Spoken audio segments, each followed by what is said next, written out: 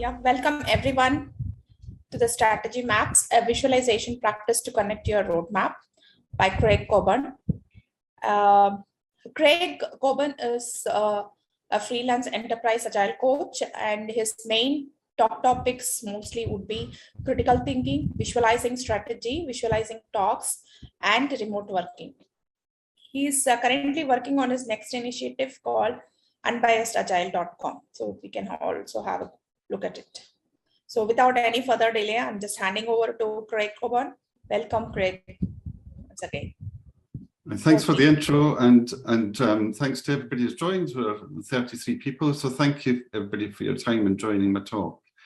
So this is visualizing the why of movement, strategy and roadmaps in context. So this is about agile strategy in a complex landscape and a new practice that I call strategy maps. So there's my contact details are there. Obviously, I'll be available after the talk at the desk for mingling and chat. My two main URLs are craigcockburn.com and my new one, which has just been mentioned, unbiasedagile.com, which is about avoiding frameworks and looking more to practices to get better collaboration.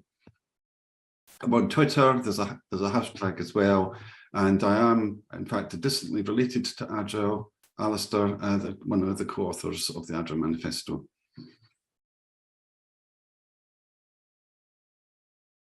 The key audience for this talk, I see, is basically everybody. One of the things I address here is that often strategy is reserved for senior leaders, board directors, all these sorts of things.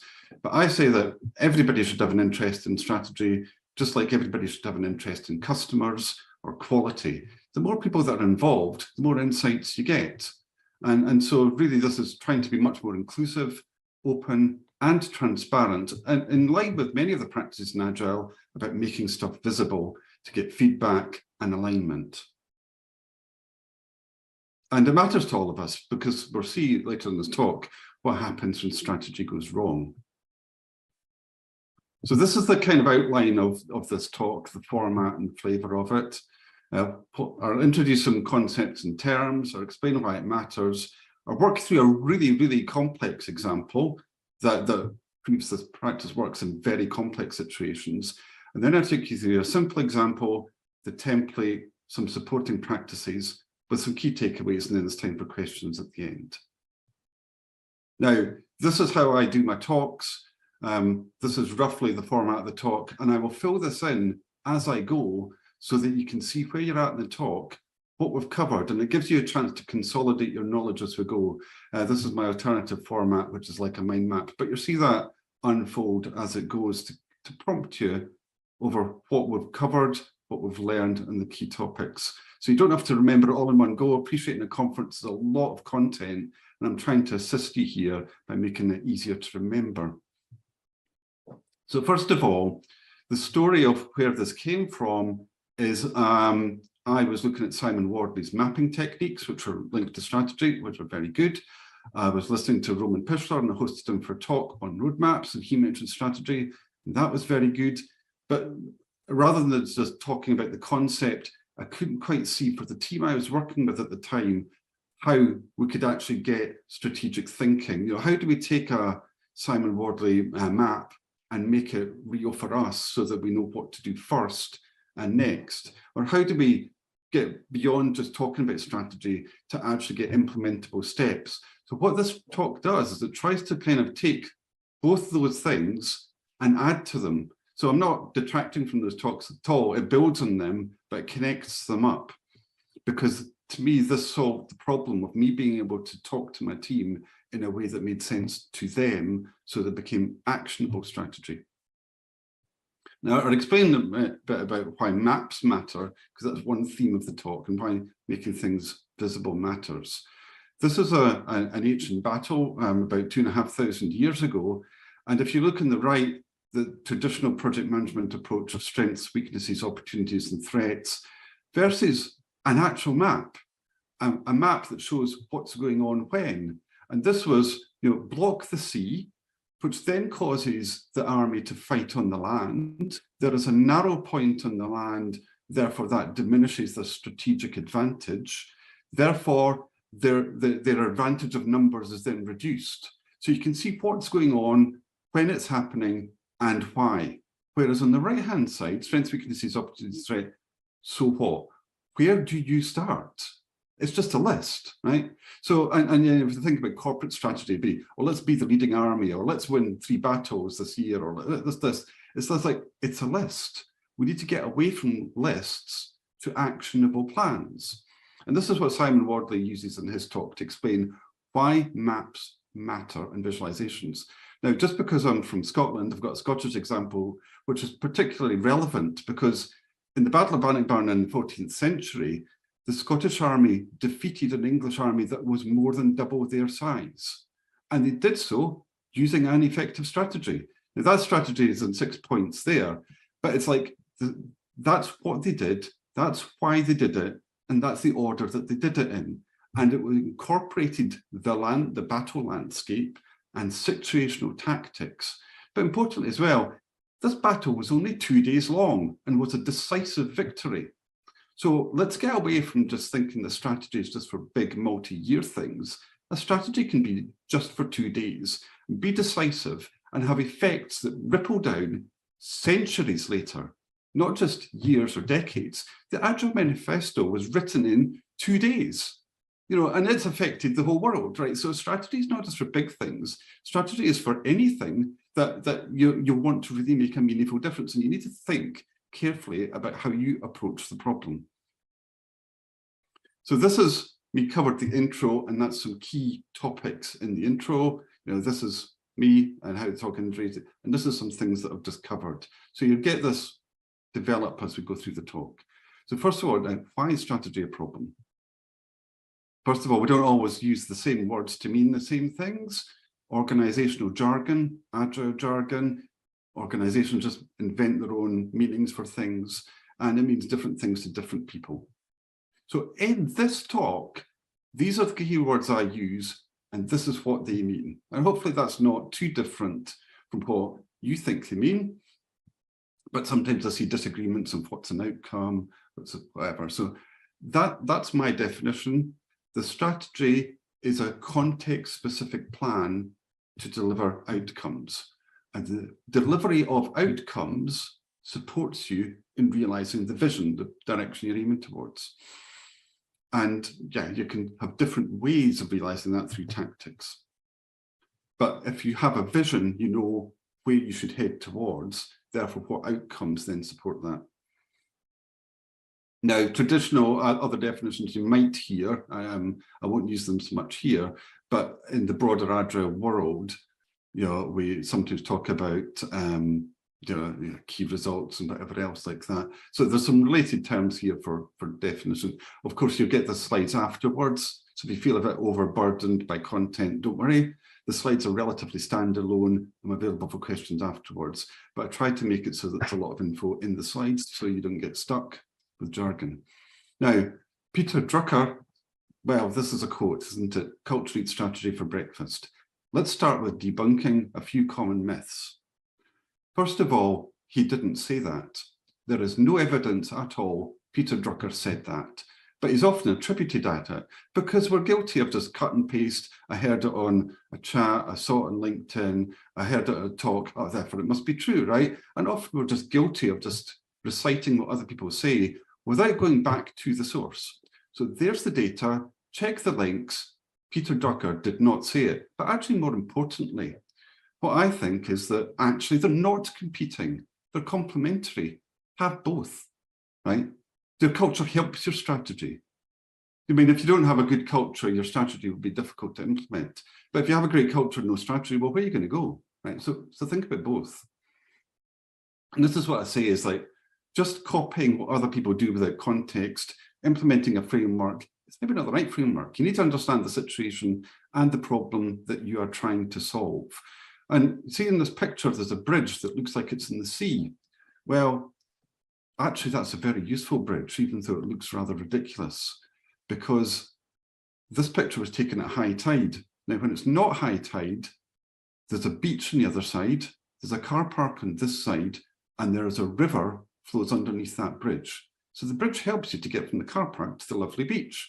At high tide, of course, everything's underwater, so the beach is unavailable and the bridge looks out of context.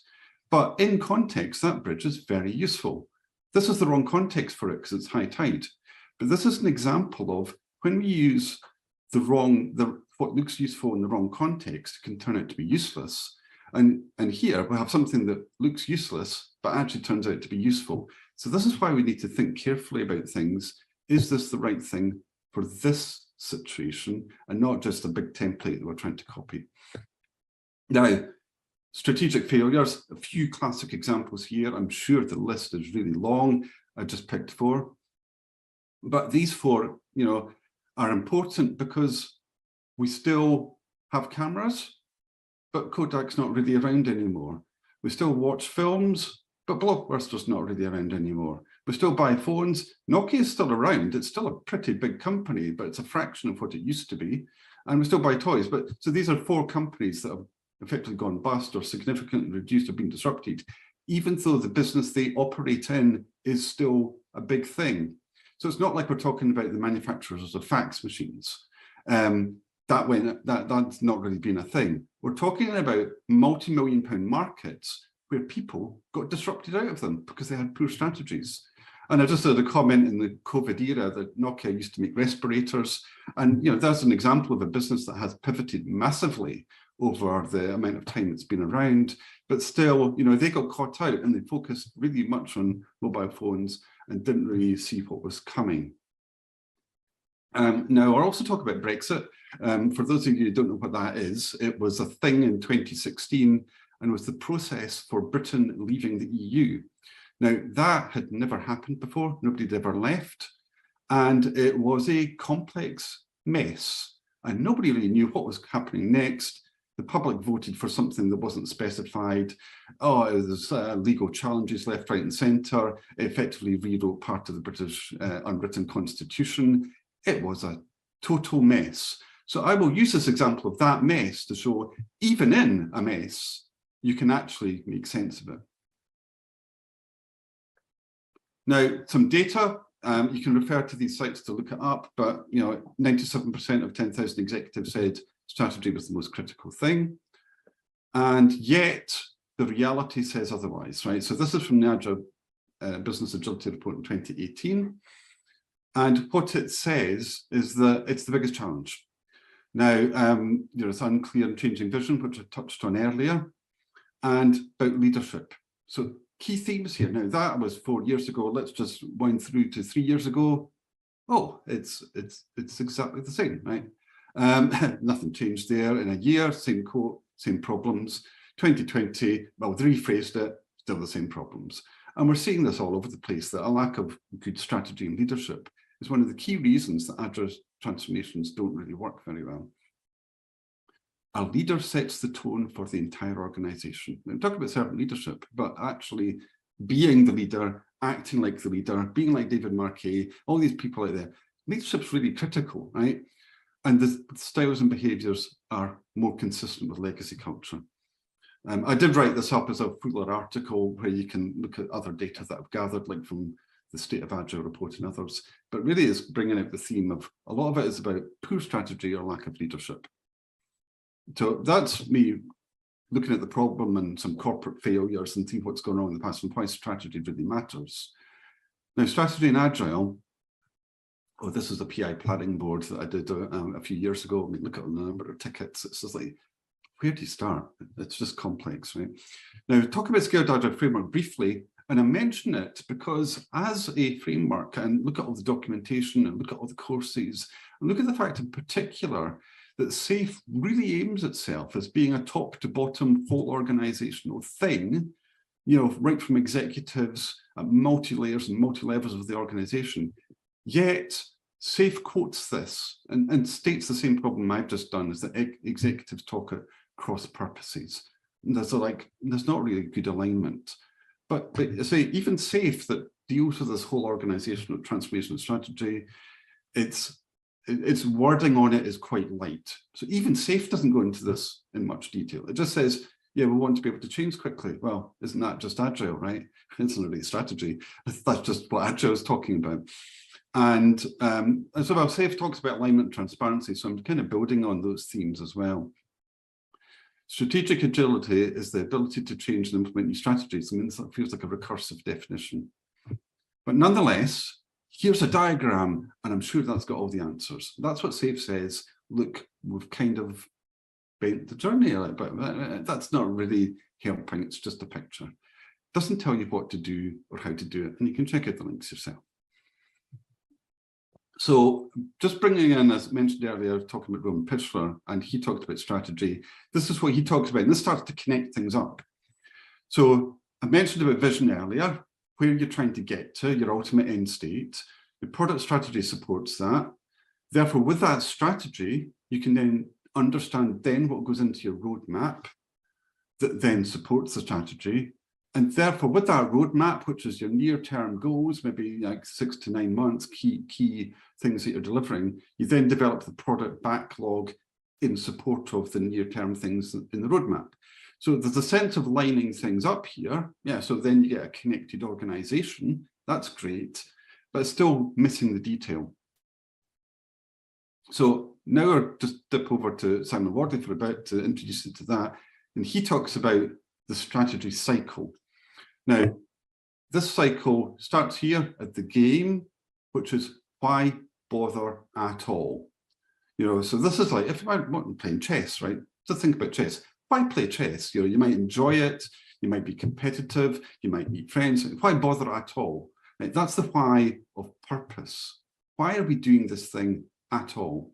When you've decided it is a valuable thing to do, then you get into the why of movement. And what is an optimal move in chess depends on the board that is before you at that time. So therefore, it must be context sensitive.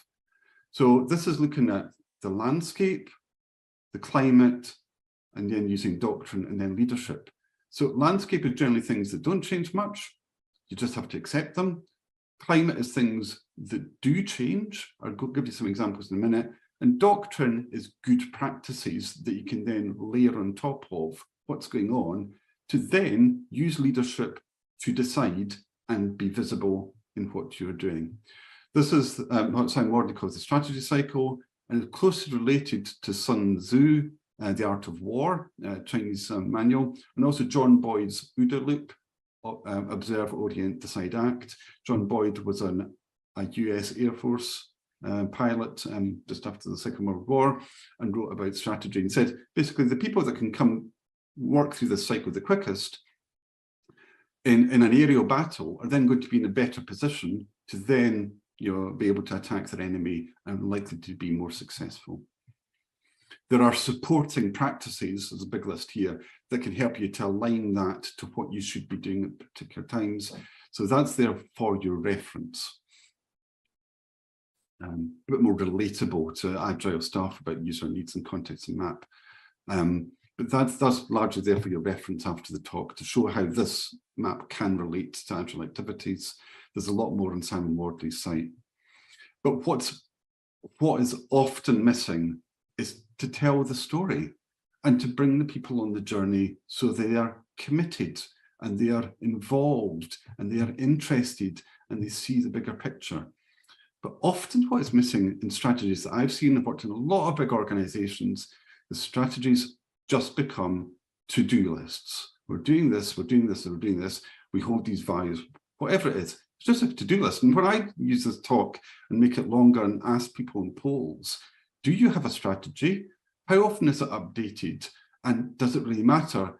The results are pretty mixed, to be honest. It's like often a chief executive comes in, builds a new strategy, it doesn't change for months or years, and it's just a bit of a to-do list, and people don't know what's going on when. But the important thing is, as I mentioned in those businesses earlier that went bust, they went bust because of what their competitors did. And having a strategy without saying what your competitors will do means that that doesn't get talked about enough. So by making your competitive strategy visible, you will then see what you need to do to undermine your opponent. It's like playing chess, right? You can see where your board's pieces all are and your opponent's pieces. So therefore you know what to do to undermine your opponent. Just having a to-do list, it's like, well, so what? Are we talking about our competitors enough? And are we seeing what they would do when? So we need to know the need to act soon. And as I said before, culture and strategy not mutually exclusive. And also half of the Agile Manifesto values, despite it being the manifesto for software, half of the values are about people. Individuals and interactions is the first one, and customer collaboration is the third one. So let's just bring the focus back to people rather than process. And let's also make sure that we update in line with feedback and changing circumstances, because as we've seen recently, we've had Brexit, we've had COVID, we've had Donald Trump, we've had Boris Johnson. I mean, there's been so much going on recently. We need to update things, not only when we anticipate things will change, but also when things change around us. So let's not have it as a fossilized slide deck that sits there for 5 years and becomes increasingly redundant. Touch a little about psychology here.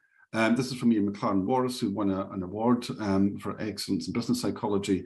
And in order to get that leadership in acting, the leaders need to process the knowledge. It's changing all around us. Things are becoming new, they're unfamiliar, they are unknown. So to acquire that knowledge to become familiar, and to acquire that knowledge so it becomes known, and then to process that emergent knowledge so we then know what to do with it. It's like learning a language.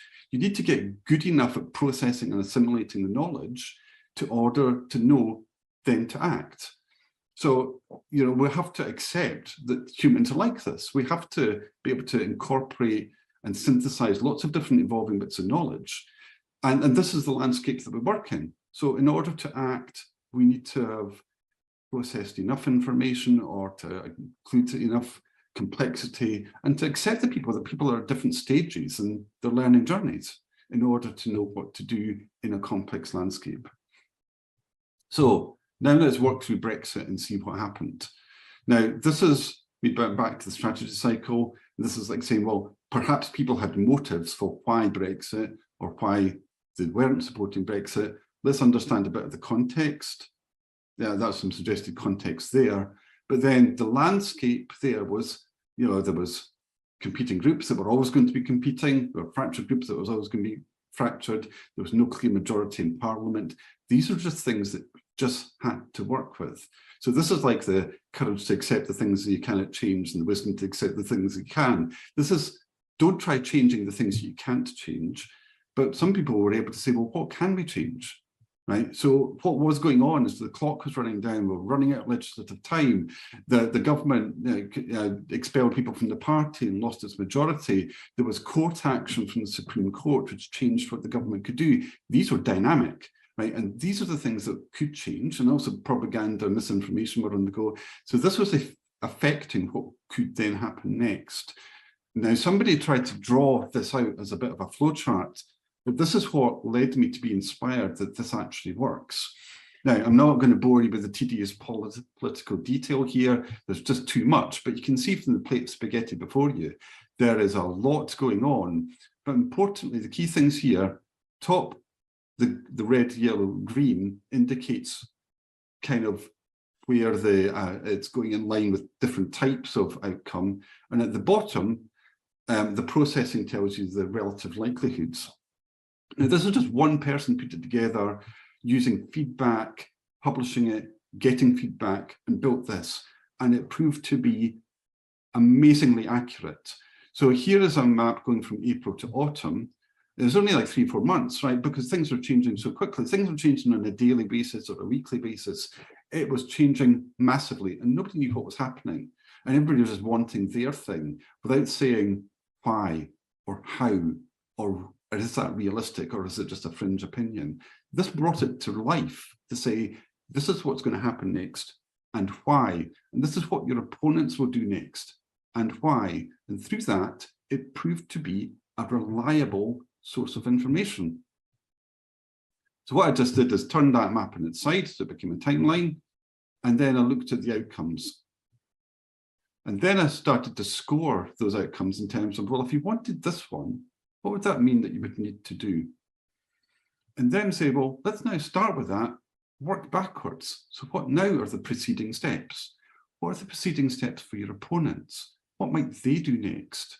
What do you need to block or make less likely? Or where do you need to change? Or what do you need to do to make your pathway more likely to succeed? So as I talk about red team thinking, there's practices underlining that. There's practices such as pre-mortem by Dr. Gary Klein, which is to consider failure, then to work backwards to say, how far along that path are we really? We started talking about that early before it became too late, like Blockbuster, it was too late. Nokia, it was too late. The earlier we see what the opponent will do, the earlier we can act. So now you can devise a context-specific flexible strategy. I'll show it in the next one. But this, to me, is what agility is really about. It's not just about reacting to stuff like Safe talks about. It's about being proactive. It's about seeing what could happen. Where do we need multiple pathways? Should we have 2 or 3 or even more? Like when they're developing a COVID vaccine, they developed multiple in parallel. That's a strategy, not one at a time. It's about how do you approach the problem and what could go wrong, and discussing that earlier. That's proactive. It's not happened yet, but you're preparing for it and you're developing an approach that meets the situation. So by turning this diagram inside, I then did this. Now, the colours on the right are the outcomes that are referenced here. So imagine the 2 green ones at the top. There's one green one there, which is actually works its way through the diagram in a funny way. And there's another green one up here that then works through there. So you can then work out the preceding steps. But you can also see what your opponents might do. And from this, I then took the green outcomes and worked backwards to say, what does that tell me should happen? And one should, says, get an extension to the time scale, buy some time, involve a people's vote and secure that and win it. That's one. But there's also another one that was more risky because the diagram says so. And therefore, this strategy fits into this diagram to meet these outcomes, and you can see what your opponents will do, so you can sense and measure that as well. And this is for a complex, messy situation changing daily or weekly. Now, likelihood in business is that you're not dealing with that level of change, but this was highly complex, highly movable, breaking new legislative ground, and yet this worked.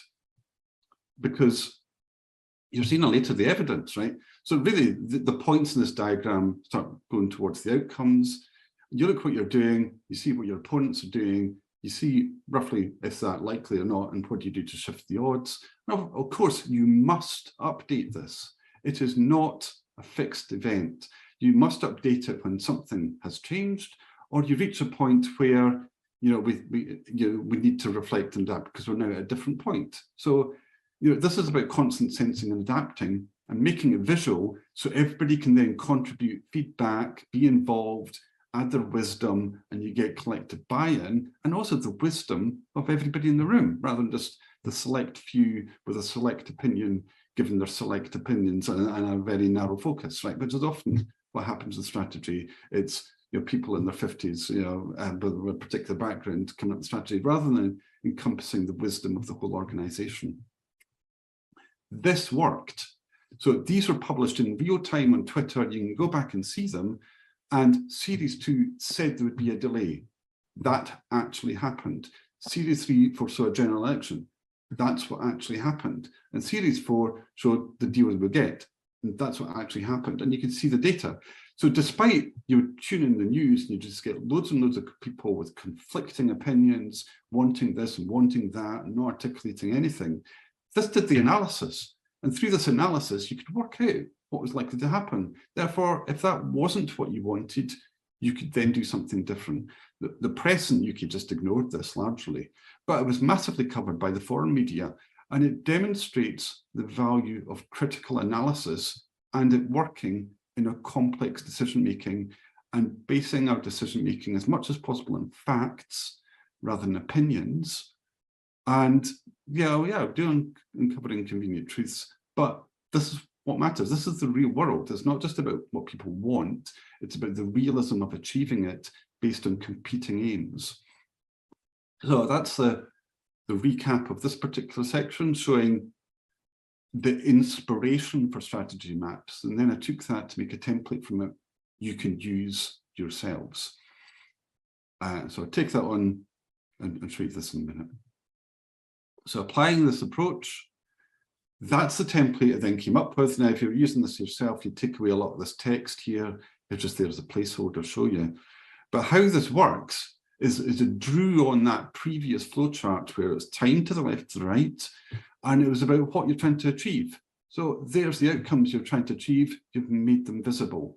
There's the vision you're trying to get to. You've made it visible. But this is the situational context. You make that visible too.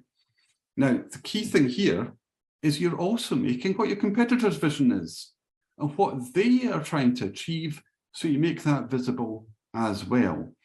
Now, if you think of this a little bit like a football field, the neutral is just playing in the middle of the pitch. Playing in your opponent's half is good, it's useful, and if you watch sport on TV, you see them doing the analysis of who's got possession, where it is, whether it's tennis, whether it's golf, whether it's anything else. It's like, yeah, is this team doing well? Are they holding on? Have they got possession? Right? That's a tactical advantage because you're unlikely to score from your own half. Right? This is an early sign of success, but the embedded gains are only when you actually score an actual goal. Right? That's what gets you the win. Right? And you must score more goals than your competition. Right? But the embedded gains are different. They're not tactical advantages, they're actual advantages. And in the world of strategy, I see these as two different things. Now, you can align this to SAFE. This is about an enabler, and this is about a feature. Right, so this is internal capability, which you need to support you. And this is external gains, real customers, real money in the bank. Right? They're different, but you need both. You know, you can't ship 10 million iPhones unless you have a factory. Well, the factory is your internal capability. Right? So both matter, but if you're jumping straight to there, which is often what happens, you go, well, there's no realism in this plan, it's missing. Now, so this is the difference. Strategy is non-linear, but you need both the internal work and you need the external work. But the problem is, although the external work, like the delivery of an iPhone or the scoring of a goal or the launch of a product, great, there's money in the bank, there's customers, there's feedback, you've established the market, you're maybe the market leader. But guess what? As soon as you put that out the door, everybody then starts to copy you. So there's disadvantages. It's a different landscape you're working in. You've just changed it by having a product. So this is what happened. Apple launched the iPhone and then Android copied it, right, because it was public.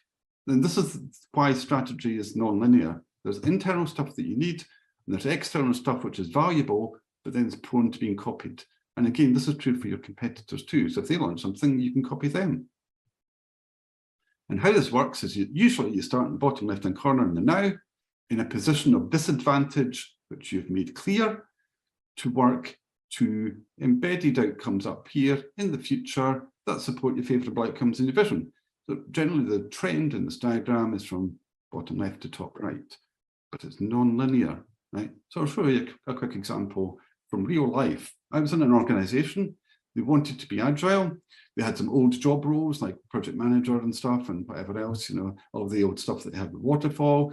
They wanted to develop new roles, articulate what those roles were for, align people to those roles, and then with product owners and scrum masters and release train engineers, all that stuff, we'd be transformed, right? That was their roadmap concept, right? And you know, that's a typical way we lay out a roadmap. It's just linear. There's no failure scenario there. It's just one after another, after another, after another. So what could go wrong here? Well, I mapped that roadmap onto a strategy map, and that's what it looks like. So there's a position of disadvantage with the old job roles, the legacy roles. You're doing some internal capability. You've now rolled it out and look, you're transformed, right? That's what that would look like on a diagram like this. However, the reality was like that. And of course, that didn't appear in the original diagram. That's why failure's not an option. Well, it's hard to say, but actually failure is always an option. You just might not like to talk about it. But what happened is they rolled out the roles and then people were worried about their jobs. So say, do I have a position in this? Are they going to get rid of people? I don't like this new agile stuff. I might be without a job. I'm quite happy and secure and been here a long time. I'm not bought into this. fear and distrust set in. And of course, then the problem is that if the more you plough on with this without getting people's buy-in, you then get entrenched resistance, which then may well lead to failure because it's just had too long to bed in. And that's a real problem. So this is a bit more like the reality. You know, let's pilot the roles. Let's get a group pilot. Let's see how that goes. Let's expand it. Or if it doesn't work, we'll change our approach. So you can see divergent pathways here. You can see what's going to happen. You can check this plan for excessive optimism. Wait a minute, that's excessive optimism. It's too big a leap in one go. Right, so experiments are valuable because you've got excessive optimism. So this is more like the reality. And it's, again, I'm making failure obvious. But this is the roadmap. Like, that's your original roadmap. But you're still making other options visible and having them ready just in case you need them.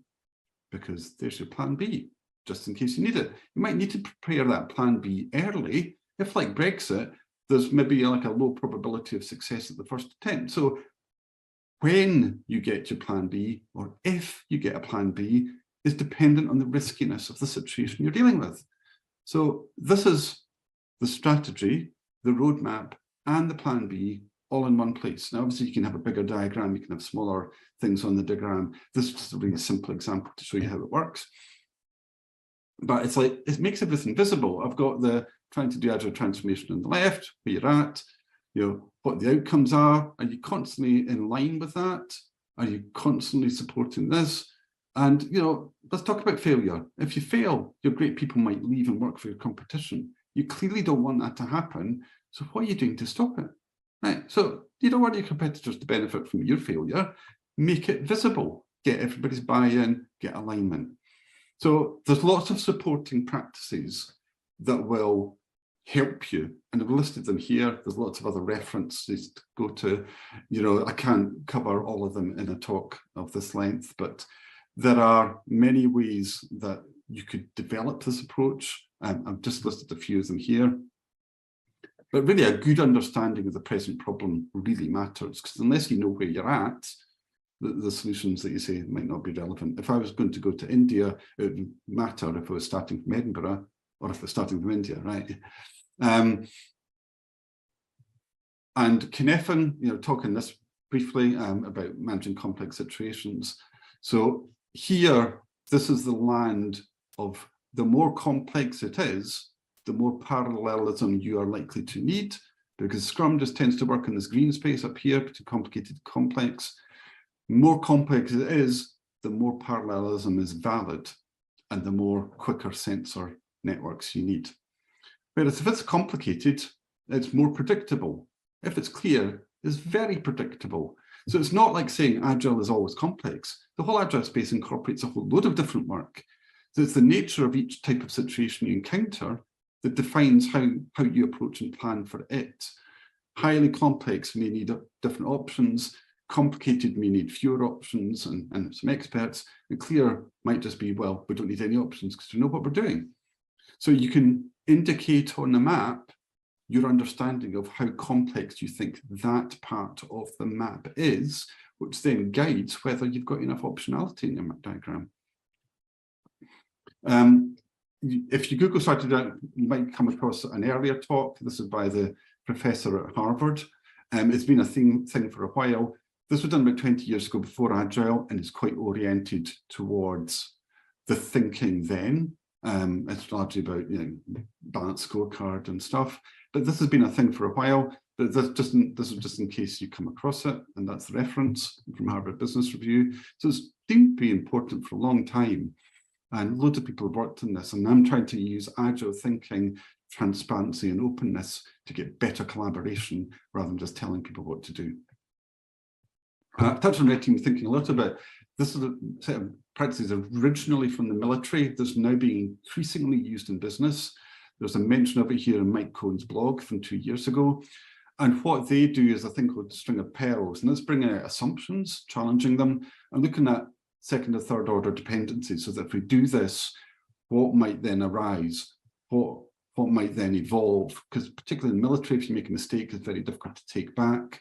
And so they have practices of critical thinking to try and assess, like chess, if we were to do this, what could then unfold? So where could it go wrong? But again, you can look at that. It's all in the open, just because it's a military site. It's freely available, and you can read more there. So what I say is, well, let's have effective roadmaps. First of all, this is from Comic Agile, saying, well, I hope in our Agile release train that we don't have to actually change direction, because we can't. That's not a thing that trains are very good at generally. And so let's not do that. And also, this is a really good viral tweet that came about a couple of years ago to say, look, it's picking up on what I had said there, is that misleading roadmaps are just one step after another. Honest roadmaps are more like forecasting a hurricane, like Dan Vacanti says.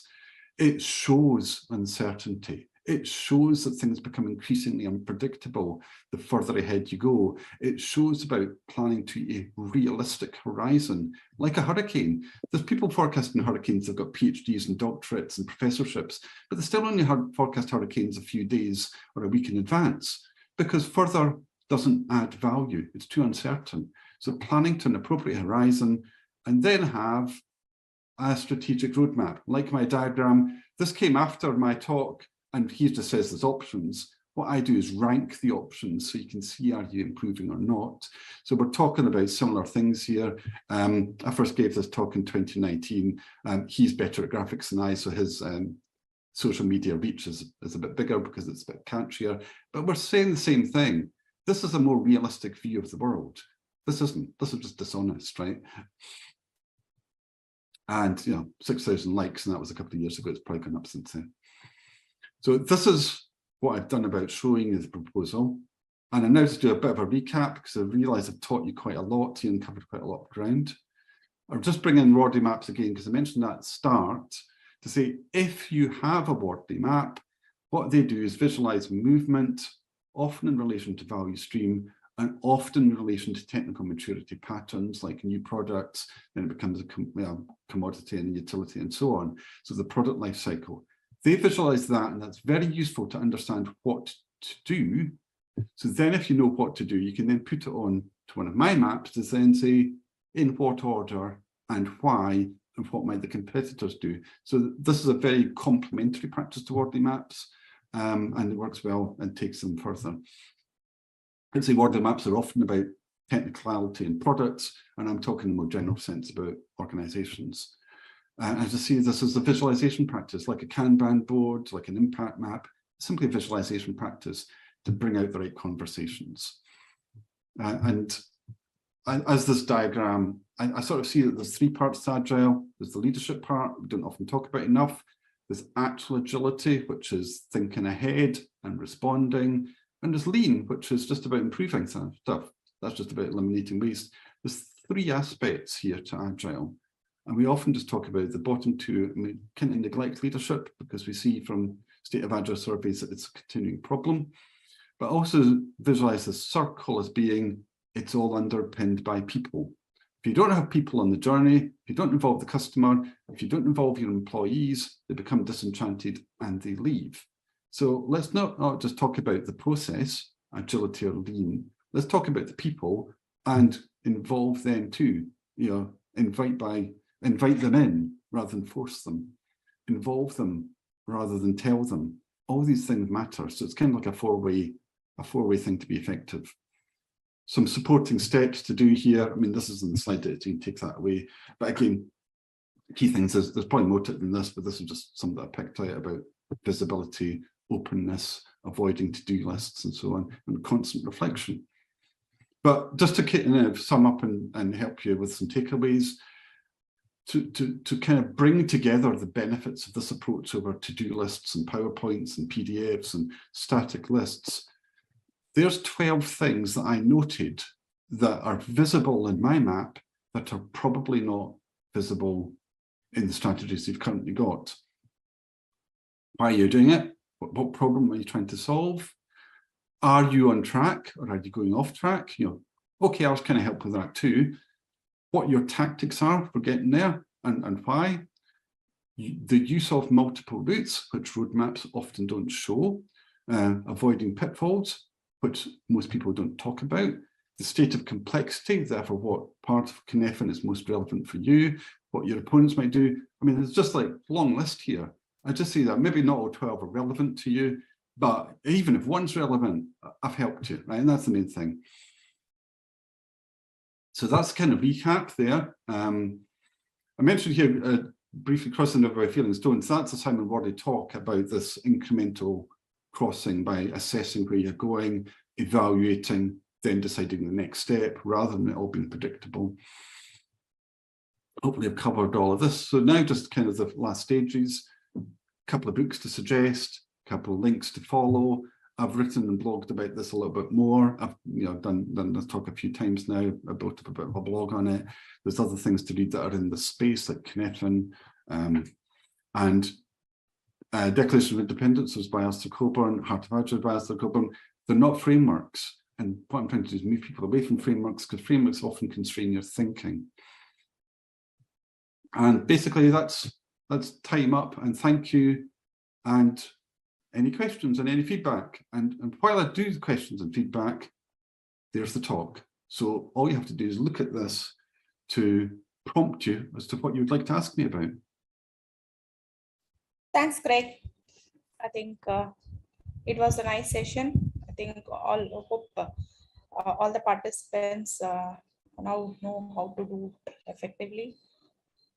Yeah, well, there's one question I just see. Somebody says, do we need strategy at team program portfolio level? And I'd say, yes, everybody should be thinking about strategy, but whatever you're doing should all just line up. But like OKRs kind of line up to form a coherent purpose, so you're aiming to the same thing. But what you do is relevant to you. I mean, think about a sprint plan.